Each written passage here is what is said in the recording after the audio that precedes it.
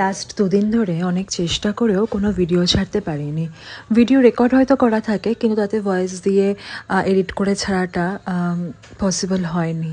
তো যাই হোক, আজকে একটা নতুন ভিডিও নিয়ে এসেছি তোমাদের সাথে শেয়ার করার জন্য। চিকেন কোরমার রেসিপি আজকে শেয়ার করবো। এরকমভাবে চিকেন বানালে চিকেন খাচ্ছ কি মাটন খাচ্ছ প্রথমে বুঝতেই পারবে না। আমার বরের এই রেসিপিটা এত ভালো লেগেছে, আমাকে বলছে যে খেতে পুরো মাটনের মতন হয়েছে। যাই হোক, ফার্স্টে সর্ষের তেল গরম করে তাতে পেঁয়াজগুলো কুচি করে কেটে দিয়ে পেঁয়াজগুলো ভালো করে ভেজে নিতে হবে, লাইক বেরেস্তা টাইপ অফ করে নিতে হবে। একটুখানি ঘিও দিয়ে দিতে পারো সেন্টের জন্য।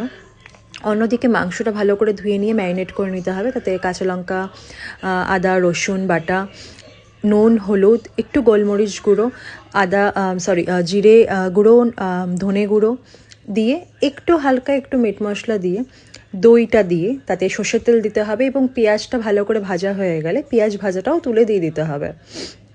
দিয়ে ভালো করে এটাকে মেখে নিতে হবে। মেখে কমসে কম এটাকে 30 মিনিটস মতন তোমাদেরকে রাখতে হবে ম্যারিনেট করে।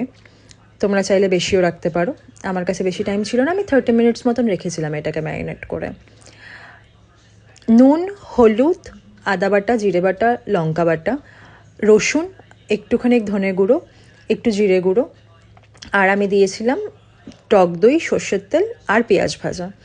অন্যদিকে আলু ছাড়া যেহেতু আমাদের কোনো কিছুই খাওয়া হয় না বাঙালিদের, তো তার জন্য একটু সর্ষের তেলে আলু দিয়ে দিলাম, আলুটাকে ভেজে নিলাম। তারপর ওই সর্ষের তেলেই একটু জিরে ফোড়ন দিয়ে পেঁয়াজ আর কাঁচা লঙ্কা দিয়ে আমি রান্নাটা করেছিলাম, তো কাঁচা লঙ্কার পেঁয়াজটা দিয়ে একটু ভাজা করে ম্যারিনেট করে রাখা মাংসটা দিয়ে দিলাম। এবার এটাকে ভালো করে কষিয়ে নিতে হবে। যতক্ষণ না প্রপার মশলাগুলো রান্না হয়ে যাচ্ছে ততক্ষণ কষাতে হবে। দেখতে পাচ্ছ এখানে আমার কষানোটা কত সুন্দর হয়েছে, কি সুন্দর তেল ছেড়ে দিয়েছে। তারপর তাতে আমি আলুগুলো দিয়ে দিলাম, আর যেহেতু আমার মেয়ে খাবে, ছোটো মেয়ে, তার জন্য আমি একটুখানি 2 কুচি পেঁপে আর একটুখানি গাজর দিয়েছিলাম, ও ভালোবাসে খেতে তার জন্য। তো ভালো করে কষিয়ে নেওয়ার পর লাস্টের দিকে একটুখানি মিট মশলা দিলাম আমি, কালারটা যেন ভালো আসে তার জন্য, কালারের জন্য একটু মিট মশলা দিয়েছিলাম।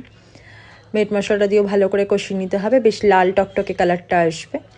এটাকে গরম ভাতের সাথে, পরোটার সাথে, রুটির সাথে খেতে পারো তোমরা।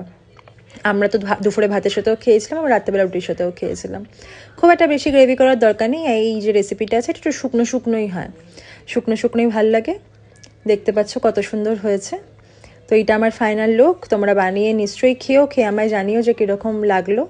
আর নামানোর আগে একটু গরম মশলা দিয়েছি।